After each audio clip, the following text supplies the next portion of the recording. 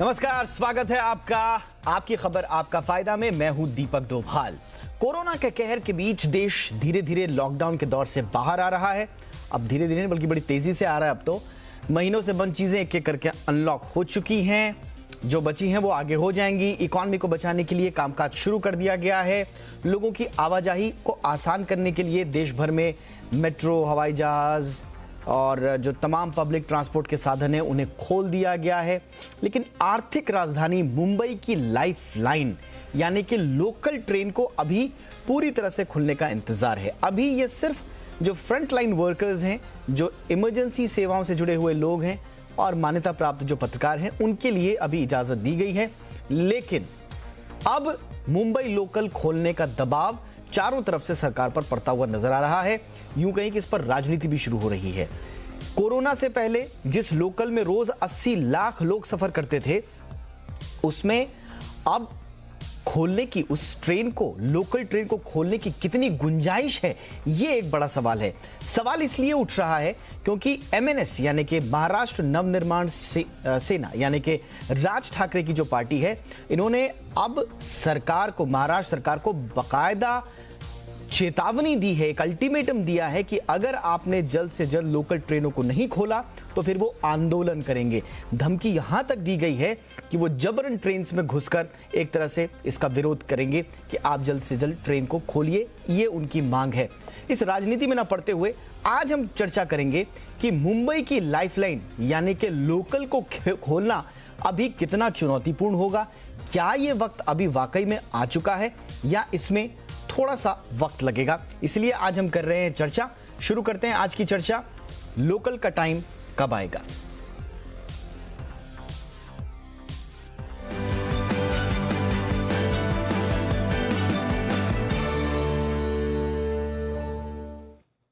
और इस चर्चा में हमारे साथ तीन खास मेहमान आज शामिल हो रहे हैं। हमारे साथ हैं शैलेश गोयल, प्रेसिडेंट हैं रेलवे पैसेंजर एसोसिएशन के। बहुत बहुत स्वागत है शैलेश जी आपका। हमारे साथ हैं डॉक्टर गौतम भंसाली, बॉम्बे हॉस्पिटल के हैं, जाने माने चिकित्सक हैं। डॉक्टर भंसाली, बहुत बहुत स्वागत है सर आपका। और हमारे साथ हैं डॉक्टर एमसी मिश्रा, पूर्व डायरेक्टर हैं एम्स के और देश के जाने माने चिकित्साविद हैं। बहुत बहुत स्वागत है डॉक्टर मिश्रा आपका भी। आप देखिए, क्योंकि मामला अब पैसेंजर से जुड़ा हुआ है और मन से भी ये कह रही है कि भाई आम लोगों को, पैसेंजर्स को बड़ी दिक्कत हो रही है, तो इसमें राजनीति में नहीं पड़ेंगे, लेकिन पेन पॉइंट जो पकड़ा है, कहा यह जा रहा है कि भाई वाकई में आम लोगों को बड़ी परेशानी हो रही है। सड़कों पर जाम बढ़ गया है, गाड़ियों की तादाद बढ़ गई है। ऐसे में जो वैकल्पिक साधन हैं यानी कि मेट्रोज, लोकल ट्रेन्स, इनको अब खोला जाए। लेकिन दूसरी तरफ चुनौतियां भी बहुत हैं। फिलहाल आपकी तरफ से क्या आपको लगता है कि एक आम पैसेंजर के लिए सेफ होगा?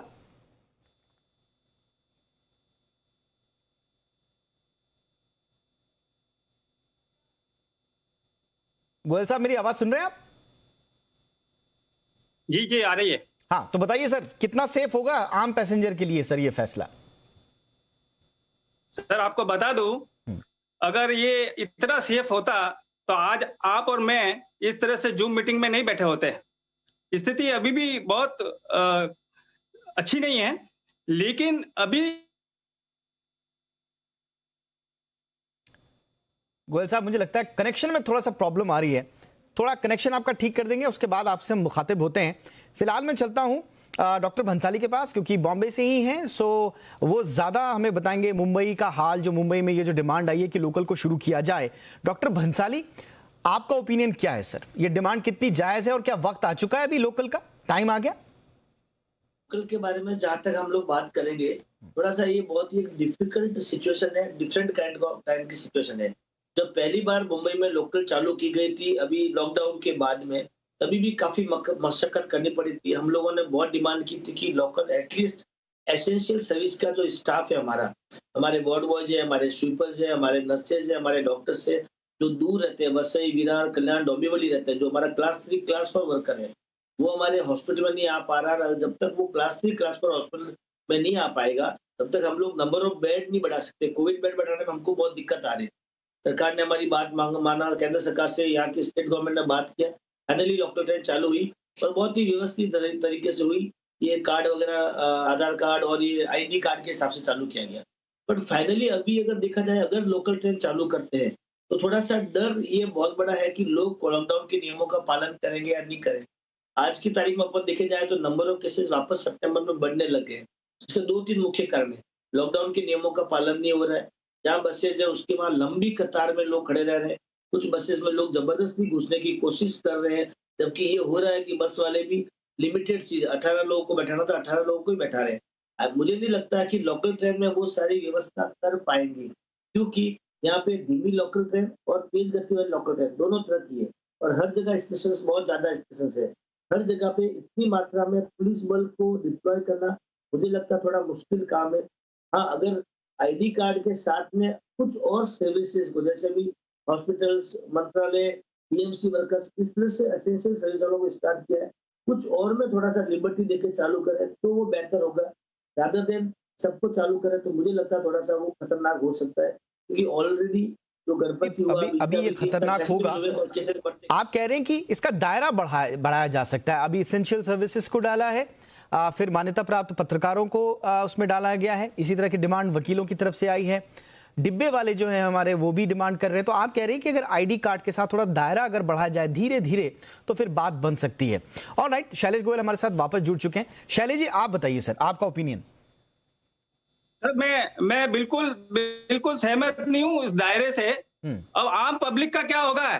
आम पब्लिक बहुत त्रस्त है। आम पब्लिक ये चाहती है कि वो अपने बिजनेस पे जाए, क्योंकि आपको मैं बता दूं कि हमारे जो वेस्टर्न सबर्ब्स है, जो बोरीवली से विरार और दानू तक एक्सटेंडेड है, ये काफी संख्या में ऐसे पैसेंजर हैं जो काम के लिए अंधेरी, बांद्रा कुर्ला कॉम्प्लेक्स, कालबा देवी और चर्चगेट की तरफ जाते हैं और वो पिछले 6 महीने से घर पे बैठे हैं। उनकी आर्थिक स्थिति बहुत खराब है। तो खाली दायरा बढ़ाने से काम नहीं चलेगा। मैं चाहता हूं कि कुछ सरकार इसमें ऐसे मापदंड के साथ में ये सर्विसेज खोल दें, क्योंकि आपको बता दूं कि अभी 1500 सर्विसेज के सामने सिर्फ 350 सर्विसेज शुरू की गई है। अगर ये नॉर्मल सर्विस सारी 1500 सर्विसेज शुरू हो जाती है और आम पैसेंजर्स को कुछ ऐसे मापदंड के साथ में सर्कुलेटिंग एरिया में या रेलवे के प्रेमाइसेस में उनको अलाउ किया जाए और ट्रेनों की जो फ्रीक्वेंसी है उसको, जैसे कि मैं आपको एक बताना चाहता हूं कि जैसे विरार से ट्रेन चली तो एक अंधेरी के लिए जाए, एक ट्रेन सीधा बॉम्बे सेंट्रल जाए, एक ट्रेन चर्चगेट जाए। इस तरह से पैसेंजर्स को डिवाइड किया जाए और आम पैसेंजर को ये सख्त जरूरत है। अभी ये लोग गले तक भर चुके हैं सर, और मैं ये चाहता हूं कि ये रेल प्रशासन इसकी तरफ ध्यान दे, क्योंकि मैं ये भी इस बात से भी सहमत हूं कि स्थिति अभी नॉर्मल नहीं हुई है। क्योंकि अगर स्थिति नॉर्मल होती तो आप और मैं इस जूम मीटिंग में नहीं होते थे। लेकिन रेलवे को अब कुछ न कुछ ऐसा विकल्प सोचना बहुत जरूरी है। आपको ये बता दूं कि एसेंशियल सर्विस तो शुरू हो गई है, लेकिन अभी तक जो पेशेंट है जिनको बॉम्बे हॉस्पिटल या अन्य कोई हॉस्पिटल में जाना होता है अदर बीमारी के लिए, कोविड के अलावा, वो आज भी परेशान है। सड़क द्वारा यात्रा करते हैं, 3 घंटे में हॉस्पिटल पहुंचते हैं, आने में फिर 3 घंटे। इनको डायग्नोसिस करने के लिए हॉस्पिटल में ले जाना होता है। सरकार की तरफ से कोई बिल्कुल इस तरह का इंतजाम नहीं है सर। बिल्कुल, यानी कि आप ये कह रहे हैं कि सड़कों पर जो दबाव है ट्रैफिक का, वो लगातार बढ़ता जा रहा है। लेकिन शैलेश जी, मुझे एक बात बताइए, आपने कहा कि चलिए ठीक है, विराट से आपने अंधेरी के लिए ट्रेन चला दी। देखिए, ट्रेन को चलाना वो कोई चुनौती मुझे लगता नहीं इस वक्त है। चुनौती ये है कि आप भीड़ को कैसे रोकेंगे। आप एक आम आदमी अगर चाहेगा आना और वो काम पर जाना चाहता है तो आप फर्क कैसे करेंगे? आप उनको छटनी कैसे करेंगे लोगों की कि इतने ही लोग आए, बाकी लोग ना आए? आपको लगता है कि लोग मानेंगे? पहले भी हाँ, छटनी, देखो मैं आपको बताना चाहता हूं सर, मैं आपको यह बताना चाहता हूं कि अभी फिलहाल स्टूडेंट्स को इस चीज से दूर रखा जाए, क्योंकि मुझे जहां तक अंदाजा है कि स्टूडेंट ऐसी सोशल डिस्टेंसिंग और इस तरह की चीजों को वो पालन नहीं कर पाएंगे, और स्टूडेंट को अगर अलाउड किया गया तो वो मेंटल प्रिपेयर्ड नहीं है। वो स्ट्रेस में रहेंगे कि हमें कोविड से लड़ना है या वहां कॉलेज में जाकर पढ़ना है। तो मैं ये चाहता हूं कि अभी फिलहाल कुछ जैसे अभी एडवोकेट्स है, पत्रकारों के। जी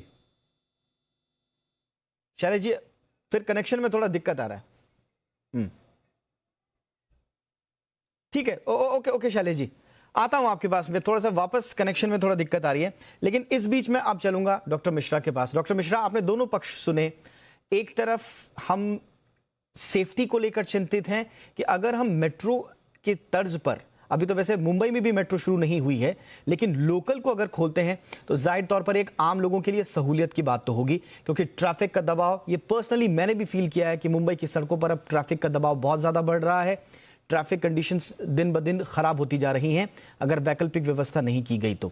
लेकिन दूसरी तरफ सर, एक सेफ्टी का सवाल के साथ साथ रोजी रोटी का भी सवाल है।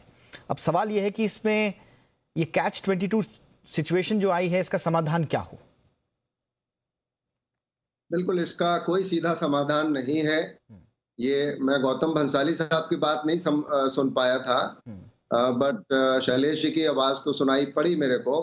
अच्छा। और जैसे आपने भी कहा दीपक जी, ये बहुत बड़ी चुनौती महाराष्ट्र सरकार के लिए, लोकल जो ट्रेन चला रहे हैं उनके मैनेजमेंट के लिए बहुत बड़ी चुनौती होगी, क्योंकि आपने जैसे कहा किसको रोके किसको जाने दे, ये बहुत बड़ी समस्या होगी और इसमें संक्रमण के फैलने की पूरी रिस्क होगी, क्योंकि पता नहीं होगा किसको है किसको नहीं है। लेकिन अब इसको बहुत लंबे समय तक बंद भी नहीं रखा जा सकता है, तो कोई ना कोई बीच की वैकल्पिक व्यवस्था तो बनानी होगी। जैसे शैलेश जी का एक सुझाव था कि अभी स्टूडेंट्स जो कॉलेज और उसमें पढ़ रहे हैं उनको अभी ना एनकरेज करें कि वो जाएं, क्योंकि वैसे भी क्लासेस ऑनलाइन हो रही हैं ज़्यादातर, और जो एसेंशियल सर्विसेज है उसमें लोगों को काम पे भी जाना ही है।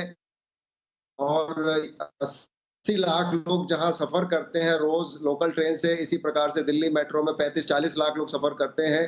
तो ये एक बैलेंस बनाना कि किस ट्रेन में कितने लोगों को, अगर नंबर सीमित करें, ट्रेन की फ्रीक्वेंसी बढ़ाएं, तो इसकी एक वैकल्पिक व्यवस्था बन सकती है ग्रेजुएटेड तरीके से। लेकिन अब कैसे रोके भीड़ को घुसने से, ट्रेन में डिस्टेंसिंग कैसे करें, मास्क लोग अंदर घुसते ही हटा लेते हैं, तो ये एक बहुत बड़ी चुनौती सभी के लिए है, जो ट्रैवलर्स हैं उनके लिए भी है और मैनेजमेंट के लिए भी है, कि किस प्रकार से ये व्यवस्था बनाई जाए कि सीमित नंबर ट्रेन्स में चले, डिस्टेंसिंग जितनी बना सकते हैं बनाए, मास्क लगाना आवश्यक है, अनिवार्य होना चाहिए। ये सब करके भी अभी रिस्क तो रहेगी, लेकिन अब इसको शुरू भी करना है किसी प्रकार से, तो ये एक सुझाव जैसे आ रहे हैं उस प्रकार से इस पे काम किया जा सकता है और धीरे धीरे लोगों की संख्या बढ़ाएं और उससे देखें कि कितना संक्रमण में बढ़ाव हो रहा है, नहीं हो रहा है। एक ऑब्जर्व करें, एक हफ्ते चलाएं एक्सपेरिमेंटल बेसिस पे, उसमें देख लें। लेकिन ये चुनौती तो मैं थोड़ा भंसाली साहब के पास जाना चाहूंगा। डॉक्टर भंसाली, लेकिन हमने देखा अचानक से जैसे ही हमने लॉकडाउन को खोला, मुंबई में भी बहुत सारी इकोनॉमिक एक्टिविटीज खुल गई हैं। इनफैक्ट पब्लिक ट्रांसपोर्ट भी आंशिक रूप से खुली गया है, लोकल को अगर छोड़ दें, मेट्रो को छोड़ दें तो। लेकिन हमने देखा अचानक से मामले अब बढ़ने लगे हैं। अब पर डे अकेले मुंबई में ही 4000 केसेस आ रहे हैं। एक दौर था जब 1000 से नीचे केसेस रोज आने शुरू हो गए थे और उसके बाद लगा कि सिचुएशन अब कंट्रोल में है। अब लेकिन 4000 पर डे केसेस आ रहे हैं, डेथ रेट भी बढ़ता जा रहा है। पूरे महाराष्ट्र में 23,000 से ज्यादा केसेस आ रहे हैं। तो ऐसे में ये सिचुएशन जो है, आम लोगों का सेंटिमेंट भी ध्यान में रखना है, उनकी जेब, उनकी रोजी रोटी की भी चिंता करनी है। कुछ स्ट्रैटेजी बन पा रही है सर? अंदर अंदर कहीं मंथन चल रहा है क्या इस पे? सर, इसको लेकर के लोकल ट्रेन को ओपन करने के लिए बहुत मंथन चल रहा है। ऑलमोस्ट हर दूसरे दिन लंबा डिस्कशन चल रहा है, क्योंकि हमको लोगों की रोजी रोटी का भी ध्यान रखना, बट साथ में लोगों की जान की भी परवाह है।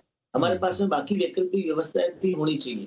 अगर मरीज बीमार पड़ गया, वापस अगर वो क्रिटिकल कंडीशन वाली आ गई, तो हम उसको कैसे सुधारेंगे, कैसे ठीक करेंगे? क्योंकि अगर एक आदमी अगर इन्फेक्ट हो गया तो मिनिमम 14 डेज के लिए वो आदमी होम आइसोलेशन हो गया या हॉस्पिटल हो गया, उसका कम से कम आधा महीना खराब हो जाता है। तो वो उतना बड़ा रिस्क लेना प्लस जिंदगी का रिस्क लेना बहुत ही मुश्किल काम होता है। जहाँ तक नंबर ऑफ केसेस बढ़ने की बात है, पहले हमारे पास में 1000 के आसपास या उसके नीचे कम हो गए थे। जुलाई और अगस्त में हम बहुत अच्छी स्थिति में पहुंच गए थे। लेकिन आपको ये ध्यान होगा कि उस वक्त हम लोग टोटल 4000 केस कर रहे थे, टेस्ट कर रहे थे। अभी हम लोग पर डे के 15 से 18,000 के बीच में टेस्ट कर रहे हैं और नंबर ऑफ केस हमारे 2000 या 2300, हाईएस्ट 2300 कल केस थे, 2365 कल केसेस हाईएस्ट थे।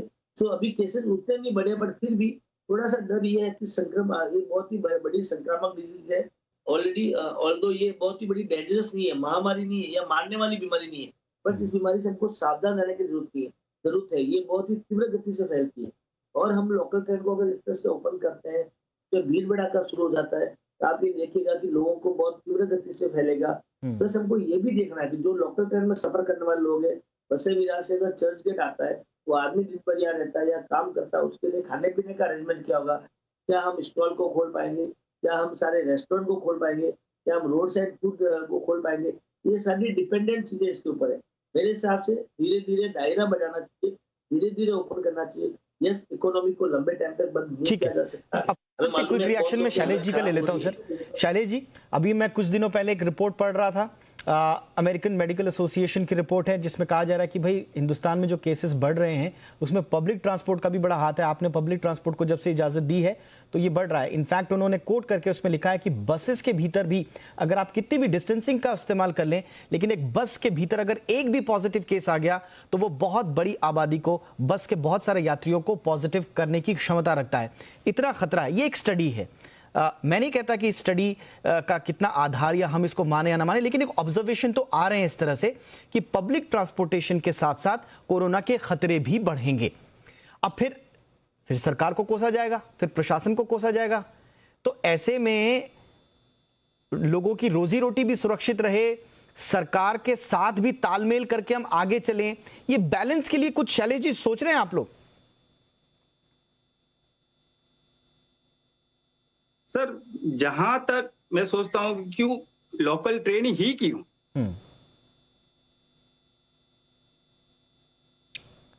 इसके अलावा रोड ट्रांसपोर्टेशन भी क्यों किया जाता, कुछ सस्ती पड़त होती होगी।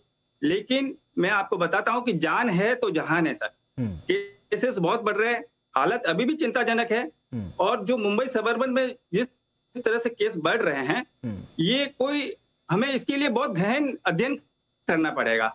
या तो कोई इसके ऊपर बहुत बड़ी रिसर्च करनी पड़ेगी कि रोड ट्रांसपोर्टेशन किस तरह से शुरू किया जाए या लोकल ट्रेन को किस तरह से शुरू किया जाए। इसके लिए एक डीप स्टडी की बहुत आवश्यकता है। और किस तरह से पैसेंजर्स को प्लेटफॉर्म पे लिया जाए, किस तरह से पैसेंजर्स को बताया जाए कि उनको किस। ठीक है शैलेश जी। ओके, एक छोटे से ब्रेक के लिए रुकते हैं, ब्रेक के बाद लौटते हैं और ब्रेक के बाद हम इस मसले पर बात करेंगे कि आज नहीं तो कल लोकल को आपको खोलना ही है। इस पर मंथन भी अभी चल रहा है, जैसा भंसाली साहब कह रहे थे कि रोज इस पर मंथन हो रहा है, रोज मीटिंग्स हो रही हैं, सरकार पर दबाव भी लगातार बढ़ रहा है, लोगों की चिंताएं भी हम देख रहे हैं। शैलेश जी बता रहे हैं कि कितने परेशान हैं लोग। लोकल का टाइम कब आएगा? जी हाँ, मुंबई लोकल कब शुरू होगी, इस पर अब बहस शुरू हो गई है। सरकार पर दबाव बढ़ रहा है, सरकार के भीतर चिंतन मनन मंथन भी शुरू हो चुका है। ऐसे में सवाल ये उठ रहा है कि लोकल आखिर कब शुरू होगी, क्या यह मुफीद वक्त है या हमें रुकना होगा, और अगर खोलना है तो फिर इसका प्रॉपर रोड मैप क्या होगा? डॉक्टर मिश्रा, अभी आपके पास ही मैं आना चाहूंगा। सर, आज अगर फैसला लेना पड़े सरकार को, और आज नहीं तो कल तो खोलना ही है, क्या स्ट्रैटेजी अपनाए सरकार के लोकल शुरू भी हो जाए और जान भी बचे? दीपक जी, अभी मैं तो ये समझता हूं कि महाराष्ट्र सरकार ने एक मुहिम चलाई है, मेरा परिवार मेरी जिम्मेदारी, my responsibility. Yes sir, my responsibility. तो उसमें वो करीब 2 करोड़ लोगों का सर्वे करने वाले हैं, ये देखने के लिए, एक तो लोगों को ये बताने के लिए कि कैसे एहतियात लिए जाए, कैसे प्रिवेंशन लिया जाए, और ये चलेगा कोई लगभग 25 अक्टूबर तक। मेरा, अगर आप समझें कि लोगों को जरूर इनकन्वीनियंस है, लोगों का रोजी रोटी का भी सवाल है, वो सब बातें अपनी जगह ठीक हैं, लेकिन जैसे डॉक्टर भंसाली भी कह रहे हैं कि इससे एक बीमारी से मौत भी हो रही है लोगों की। भारत में भी 85,000 के लगभग लोगों की मौत हो चुकी है, सारी दुनिया में 10 लाख करीब लोगों की मौत हो गई है लगभग। तो ये इतनी माइल्ड है, ठीक है, 99% लोग ठीक हो जाएंगे, लेकिन 1% लोगों की मृत्यु, 2% की, अभी भारत में जो आंकड़े हैं वो 2% के तो हैं ही, 100 में से 2 लोगों की मृत्यु तो हो रही है। तो मैं समझता हूँ ये सब देखते हुए उस सर्वे का हमको प्रतीक्षा करके और उसके बाद इस पर निर्णय करें कि लगभग 1 महीना और रोकें अभी लोकल की, क्योंकि लोकल को एक बार आपने चला दिया, आपके पास कोई तरीका नहीं होगा भीड़ कंट्रोल करने का। आपने देखा है किस तरह से अप्रैल मई में जब प्रवासी मजदूर बाहर जमा हो गए बॉम्बे में भिन्न भिन्न स्टेशंस पे, और कोई तरीका नहीं था उस समय भी किसी को रोकने का, और अभी भी नहीं होगा कोई तरीका रोकने का। मैं तो ये समझता हूँ कि अभी 1 महीना और रुके, जरूर इनकन्वीनियंस है, जरूर लोगों के इतने 4-5 महीने निकाले, 1 महीना और निकाले, उसके बाद इसको देखें कि वो सर्वे में क्या आता है। अगर संक्रमण बहुत ज्यादा नहीं है कम्युनिटी में और उसमें रिजल्ट ठीक आते हैं तो फिर इसको शुरू किया जाए।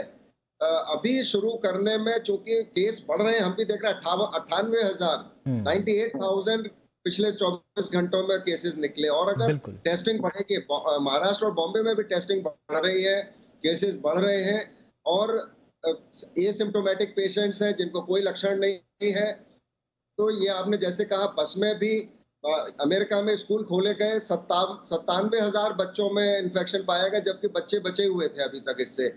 तो ये मैं समझता हूँ एक बहुत बड़ी रिस्क होगी ये, और उससे हमारे हॉस्पिटल्स के इंफ्रास्ट्रक्चर पर बहुत ज्यादा भार पड़ेगा। उतना हो सकता है कोप ना कर पाए फिर सरकार, और फिर और ज्यादा क्रिटिसिज्म होगा।